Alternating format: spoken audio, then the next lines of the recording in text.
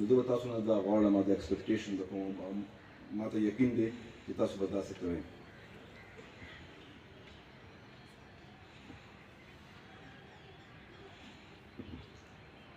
بیا دا دی چې څنګه ما د خاندان مثال درکړی و، نو په خاندان کې هم داسې وي چې ریوارډ اینډ پنشمنټ وي.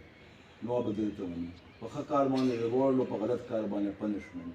چې څنګه نافرمانه اولاد وي نو پلار یې خپل جایداد نه آک کړي، خپل سکه زوی.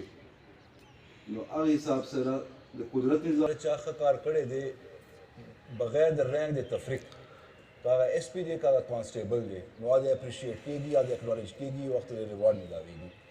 زه ولیدم ما تاسو له خوش اخلاقي خبره کړې وه، نو برای مهرباني دا شی فوکس خپل په دې باندې ساتئ. زه به دا نه غواړم چې یاره دا وګورئ دا څه کوي لګیا دی، او زه به ښه جي اوس به راشو بل شي ته، هغه دا د ایډمنسټریشن او د ویلفیر ریلیټډ ایشوز. دلته کار تاسو پولیس سټیشنز دي، بیرکس دي، دفترې دي، چېرته تاسو پاته کېږئ، چې څونه موږ ریسورسز دي او څه نور ریسورسز وغواړو، نو چې څونه موږ کولی شو چې هغه ښه وي، چې زیات نه زیات ښه ماحول کې تاسو پاته کېدی شئ. پولیس فیس دی، دا زموږ سیټ آف ګورنمنټ دی پېښور، او دا د دیزي پولیس دی.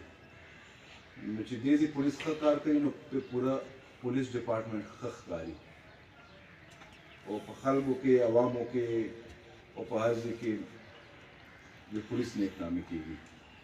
او دې کې شک نشته چې پېښور پولیس ډېره غټې قربانۍ هم دي او ډېر ښه کار هم یې کړی دی.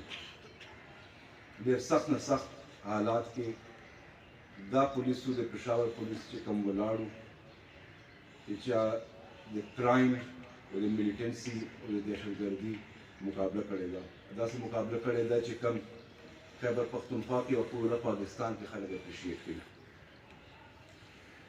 اوس به زه دا وایم چې ما تاسو نه څه ایکسپیکټیشنز دي، تاسو نه څه تمه لرم. زه ټوټل 3 خبرې کوم. یو دا دی چې محنت سره کار کوئ، پروفیشنلزم سره کار کوئ، قانون مطابق کار کوئ، رول آف لا مطابق کار کوئ. نمبر 2 صفا نیت سره، نیک نیتي سره دا کار کوئ. دا زموږ فرض دی او موږ نه دا ایکسپیکټیشن دی. په میرټ باندې کار کوئ، ایمانداري سره کار کوئ. نو وخت کې به تاسو هم عزت جوړیږي او د پولیس ډپارټمنټ هم به عزت وي. نمبر 3 چې کوم ډېر زیات ضروري کار دی هغه دا دی چې موږ به عوامو سره د پاکستان د دې صوبې د دې پېښور سټیزن سره بیهیویر څنګه وي، خوش اخلاقي، عزت. دا زموږ فرض دی او د یو شهري حق دی چې موږ به عزت کوو. چې موږ دا تنخواه اخلو حکومت نه، موږ دا یونیفارم اچولی دی، نو زموږ دا فرض جوړیږي چې موږ به عزت ورکوو. که موږ په ټرافیک پولیس کې یو، که موږ پولیس سټیشن کې تعینات یو، محرر سټاف کې یو،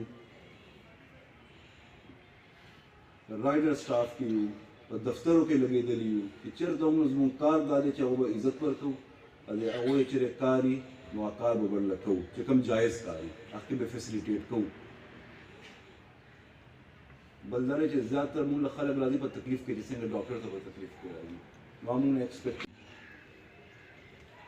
عزت یې بشري کوي، او چې هغه فیملي کې څوک ښه کار کوي نو پوره خاندان ته ښکلی ښکاري، او چې غلط کار کوي نو د پوره خاندان بدنامي کېږي.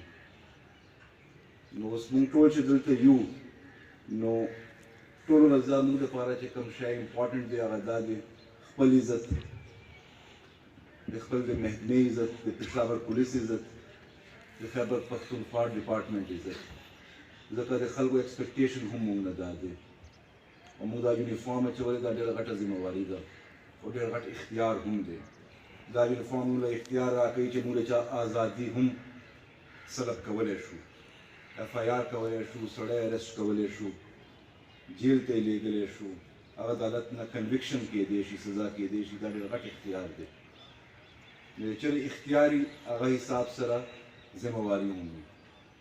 څونه اختیار زیات چې کوم دی وردي موږ له راکړی دی، نو هغه حساب سره موږ قانون ته هم جوابدeh یو او خدای ته هم جوابدeh یو. او موږ نه به تپوس کېږي د خپل هر یو ایکشن، د هر یو کار.